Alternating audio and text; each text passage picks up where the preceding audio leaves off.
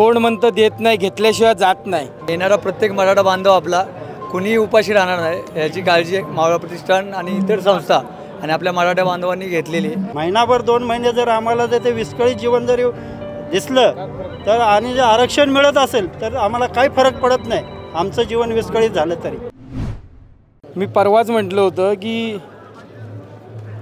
कोण म्हणतं देत नाही, घेतल्याशिवाय जात नाही।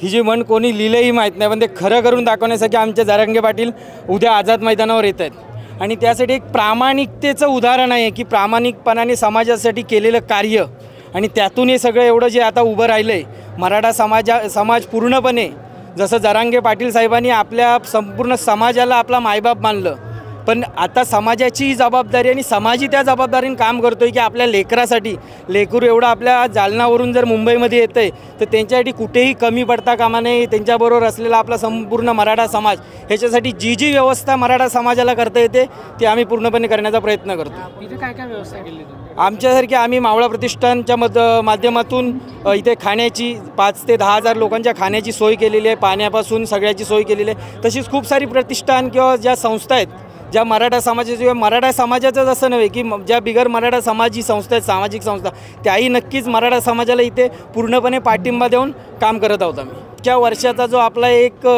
संघर्ष आहे आरक्षणासाठीचा तो कुठेतरी पूर्ण होतो। त्याच्यामुळे या सगळ्यांना हा होणारा जो त्रास आहे त्याच्यापेक्षाही आनंद आहे की आपला समाज आज एकजुटीने एकत्र येऊन आरक्षणासाठी भांडतोय किंवा आम्ही हक्काचं मागतोय। भांडतोय म्हणण्यापेक्षा हक्काचं आम्ही मागतोय की आमच्या ज्या हक्काचं आहे तेच आम्हाला हवं आहे, हे मागण्यासाठी एक समाज पूर्णपणे एकत्रित आलेला आहे। आम्ही पूर्ण तयारी ठेवलेली आहे। जरी रात्रभर आमचे सगळे 500 जे सभासद आहेत स्वयंसेवक रात्रभर इथे थांबायला तयार आहेत आणि येणारा प्रत्येक मराठा बांधव आपला कुणीही उपाशी राहणार नाही याची काळजी मावळा प्रतिष्ठान आणि इतर संस्था आणि आपल्या मराठा बांधवांनी घेतलेली। त्यामुळे गावावरून जी लोकं येतात किंवा समस्त महाराष्ट्रातून जी लोकं येत आहेत त्यांच्यासाठी आपण पुरेपूर सगळं करण्याचा प्रयत्न आपल्या पद्धतीने केलेला आहे। जोपर्यंत आपले मराठा बांधव जरांगे पाटलांच्या नेतृत्वाखाली मुंबईमध्ये आहेत तोपर्यंत आमच्यासारख्या स्वयंसेवी संघटना गावावरून येणाऱ्या बांधवांच्या सोबत शेवटपर्यंत राहणार आणि शेवटपर्यंत आपला मराठा बांधव त्यांच्यासोबत राहतील। कारण मुंबईमध्ये पुण्यामध्ये कुठेही जरी जे स्थलांतरित लोकं राहिलेत त्यांची नाळ ही गावाशी जोडलेली आहे आणि आज आपला बांधव जरी समजा गावावरून आलेली जी लोकं आहेत ती आज आपल्या आरक्षणासाठी आलेत आणि ती सगळ्यांसाठी आलेत।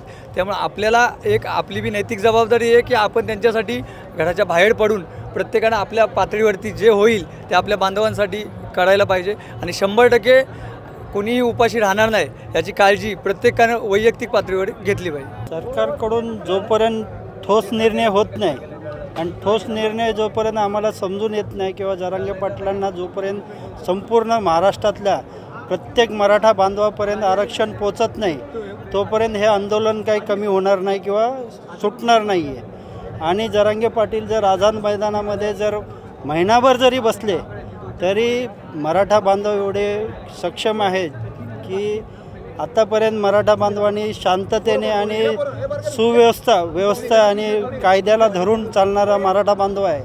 इथून पुढेही तसंच चालेल, पण जर सरकारने आता जर ठोस पावलं उचलली नाही तर इथून पुढचं काय आपण बोलता येणार नाही। त्यापेक्षा जास्त करून सरकारने आरक्षण द्यावं आणि हे आरक्षण कोणाचं काय असं आम्ही कोणाचं ओढून मागत नाही, आमच्या हक्काचं आरक्षण आहे ते मिळालं पाहिजे। तसं बघायला गेलं तर आमच्या आयुष्यावर आता 50 वर्षाचं आमचं आयुष्य गेलं।